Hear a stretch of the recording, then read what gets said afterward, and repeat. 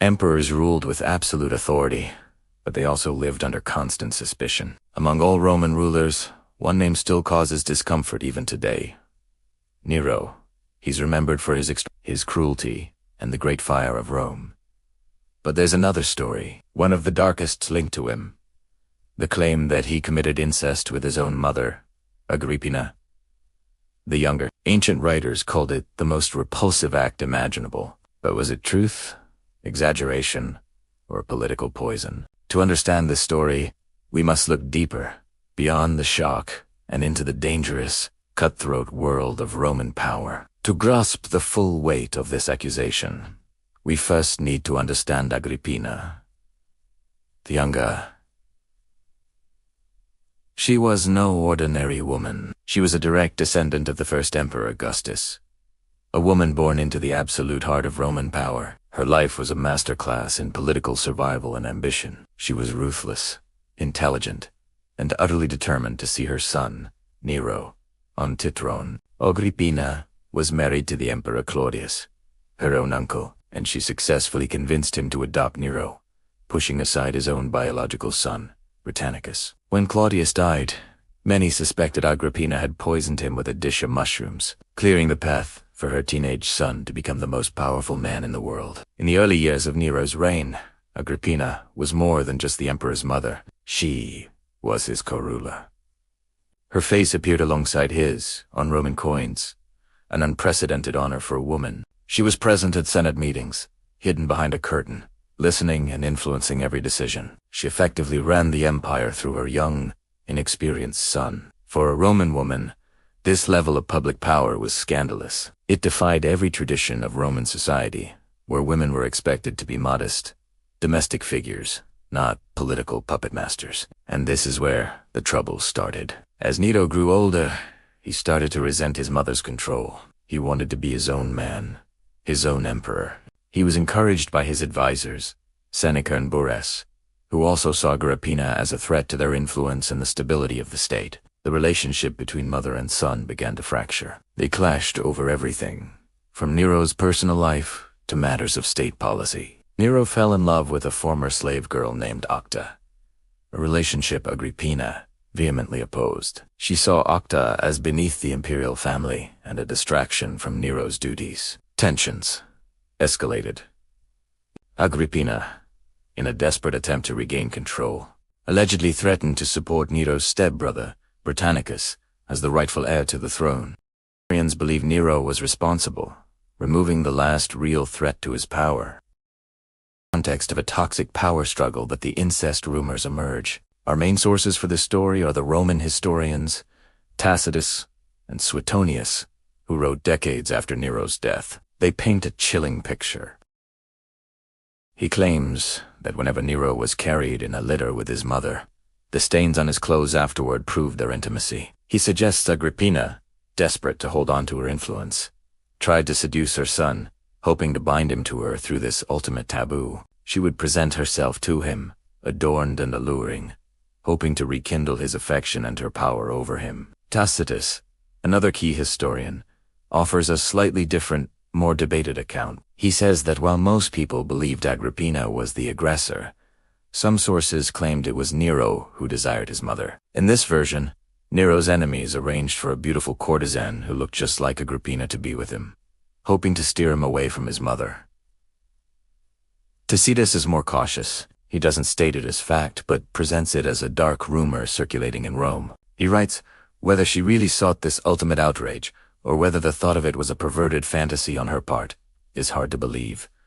This hesitation is crucial. Even the ancient historians weren't entirely sure what to believe. They were reporting on gossip, on the whispers that filled the halls of the imperial palace. So, did it actually happen? It's almost impossible to say for sure. We have no first-hand accounts, no letters, no diaries. What we have are stories written by men who were part of a political class that despised Nero. Tacitus and Suetonius were senators, and the senatorial class had every reason to paint Nero as a depraved monster. Accusing an emperor of incest was the ultimate character assassination.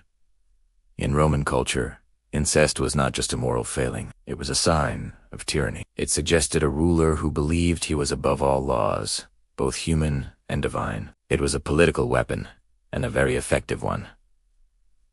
Think about the source of the rumors. If Agrippina was trying to seduce Nero, who would have known?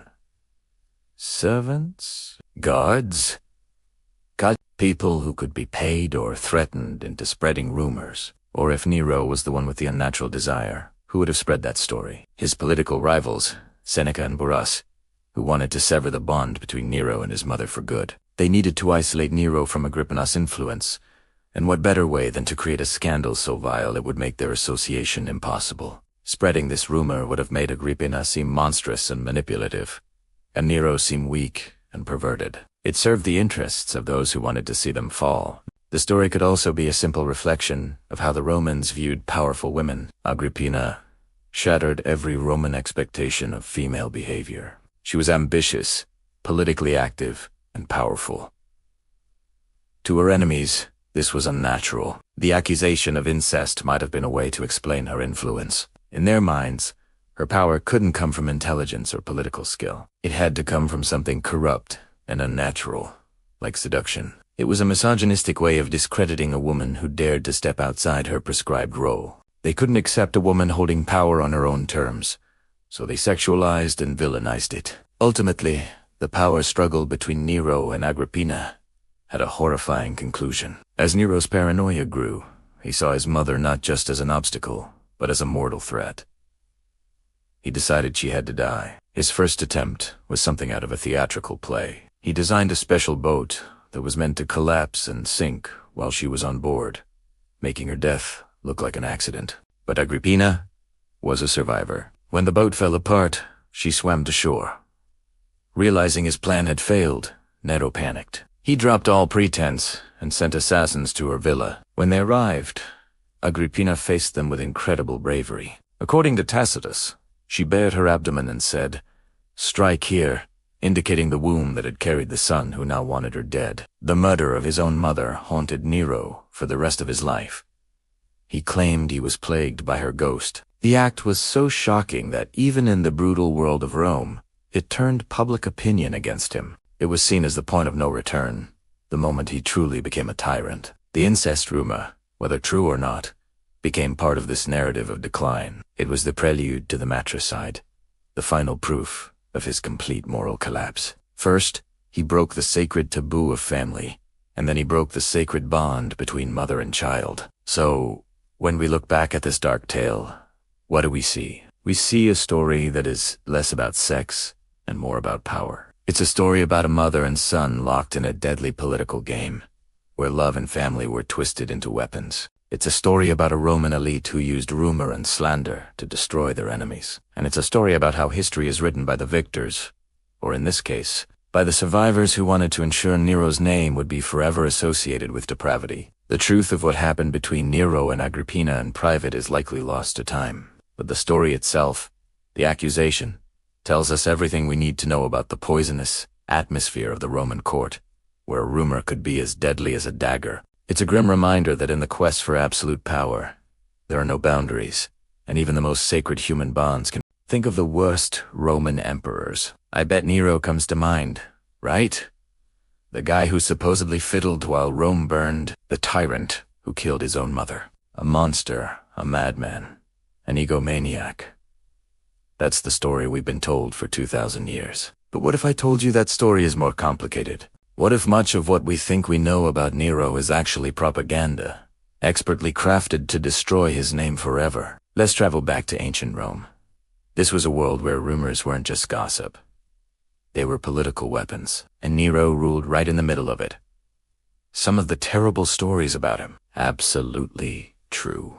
He was ruthless and had a massive ego. He did execute his mother, Agrippina, and his first wife, Octavia. He forced his tutor, the famous philosopher Seneca, to take his own life. These are historical facts, and they paint a picture of a deeply paranoid and cruel ruler. No one is trying to make Nero a saint. But what about the other stories? The ones that are so shocking, so depraved. They sound like they're straight out of a horror movie. I'm talking about the accusations of incest with his mother. This is where we need to look closer at the world Nero lived in. For the Romans, moral decay wasn't just a private matter. It was a threat to the entire empire. They believed that the moral character of their leader directly reflected the health of the state. They were more terrified of moral collapse from within than of any foreign army at their borders. And in this Roman mindset, there was no greater taboo, no more horrifying sign of moral apocalypse than incest. It was seen as an unnatural act that would bring the wrath of the gods down upon everyone. It symbolized a complete breakdown of order, a sign that the world was turning upside down. So, when political enemies wanted to utterly destroy a ruler's reputation, what was the most powerful accusation they could make? You guessed it. Accusing an emperor of incest was the ultimate political smear. It wasn't just saying he was a bad person. It was a way of declaring him an enemy of the gods and the Roman people, someone fundamentally unfit to rule. So, did Nero actually have an incestuous relationship with his mother? The historical sources, written by men who despised him, are filled with these lurid tales, but there's no concrete proof.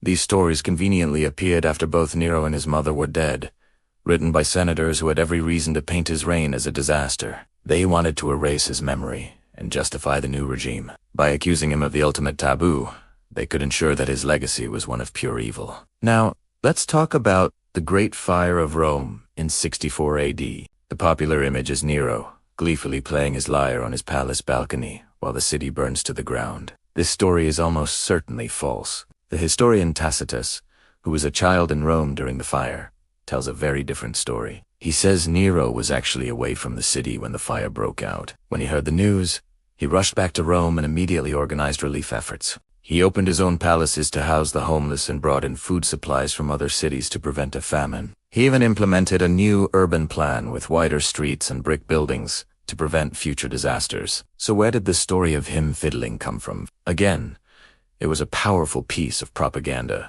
It painted him as a detached, uncaring artist, more concerned with his own performance than with the suffering of his people.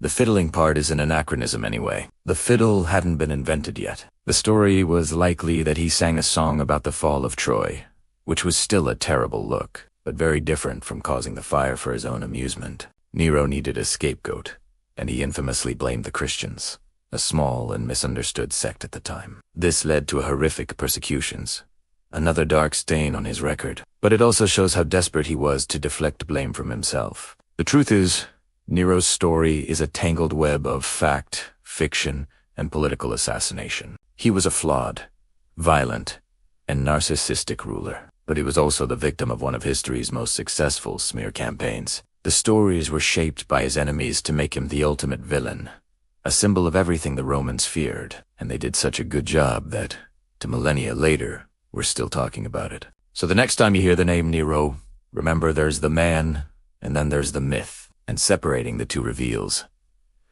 a lot about how history is written not just by the victors, but by those who hold the pen. Imagine becoming the most powerful man in the world at just 16. That's exactly what happened to Nero, the fifth Roman emperor. When he took the throne, Rome was filled with hope. Here was a young, fresh face, a stark contrast to the old, scheming politicians. He wasn't your typical Roman elite. Instead of military drills and political debates, Nero was passionate about the arts. He loved music, theater, and poetry. He even performed in public, which was a huge scandal for a Roman emperor. To the common people, though, he seemed approachable, human, a breath of fresh air. They thought maybe, just maybe, this young emperor would bring a new golden age to Rome. But behind this promising start was a powerful and formidable figure, his mother, Agrippina the Younger. Agrippina was no ordinary Roman woman. She was a force of nature, born into the heart of Roman power. Her brother was the infamous Emperor Caligula, and she was the great-granddaughter of the first emperor, Augustus himself. She was incredibly intelligent, politically savvy, and absolutely ruthless. While most Roman women were confined to domestic life, Agrippina moved through the treacherous world of Roman politics with an understanding and skill that surpassed most men. She had navigated conspiracies, survived exile, and clawed her way to the very top. She was the one who had orchestrated Nero's rise to power, clearing every obstacle in his path. In the early days of his reign, her influence was so immense that she was essentially the co-ruler of the Roman Empire. Her face even appeared alongside Nero's on coins, an unprecedented honor for a woman. For the first 5 years, things went surprisingly well. This period is often called the Quinquennium Neronis, or Nero's 5 good years. Guided by his 2 trusted advisors, the philosopher Seneca and the Praetorian prefect Bur, and of course his mother Agrippina, Nero's government was stable and efficient. They passed laws that favored the poor, reduced taxes, and gave the Senate more authority. It seemed the initial optimism was justified. Nero himself seemed content to indulge in his artistic pursuits, while his advisors handled the day-to-day business of the empire. He organized lavish games, sponsored artistic competitions, and poured money into public works. The people of Rome were entertained and relatively prosperous. It felt like the dawn of a new era, but this balance of power was fragile. As Nero grew older, he started to resent the immense control his mother had over him. He was the emperor, yet he felt like a puppet. Agrippina, for her part, wasn't willing to let go of the power she had fought so hard to gain. The tension between mother and son began to escalate, turning the imperial court into a battlefield of wills. Agrippina would publicly criticize Nero's decisions and even his personal life, particularly his affair with a former slave named Claudia Acta. She threatened to support Nero's stepbrother, Britannicus, as the rightful heir to the throne. This was a direct challenge to Nero's authority, and he was not going to tolerate it. The family drama was no longer just personal. It was a political crisis that threatened to destabilize the entire empire. The conflict reached a terrifying climax. Nero, paranoid and desperate to break free from his mother's shadow, decided on a drastic solution. He had to eliminate her, but killing the emperor's mother was no simple task. His first attempt was darkly theatrical. He designed a special collapsible boat, intending to drown her during a festival. The plan was to invite her onto the boat, sail out to sea, and then have the roof collapse, crushing her before the boat sank. Miraculously, Agrippina survived. The roof malfunctioned, and being a strong swimmer, she managed to make it to shore. When Nero heard she had survived, his fear turned to fury. He abandoned all pretense of subtlety and sent assassins to her villa. They finished the job, and with his mother gone, Nero was finally the sole, undisputed ruler of Rome. But this act of matricide would haunt him forever, marking the beginning of his descent into tyranny and paranoia. The promising young artist was gone, replaced by a monster. The 5 good years were over, and a reign of terror. Have you ever heard of a Roman empress who ruled the entire empire from behind a curtain? It sounds like something out of a movie, but it's the incredible true story of Agrippina the Younger, one of the most powerful and cunning women in ancient history. Her son, Nero, was just a teenager when he became emperor, and Agrippina saw her chance.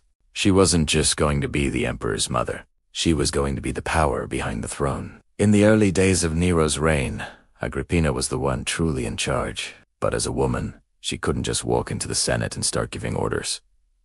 That would have been a scandal. So, she came up with a brilliant, almost theatrical solution. During important state meetings, where senators and advisors would gather to discuss the fate of the empire, Agrippina would be there, but hidden. She would sit behind a thick curtain, concealed from view but able to hear every single word.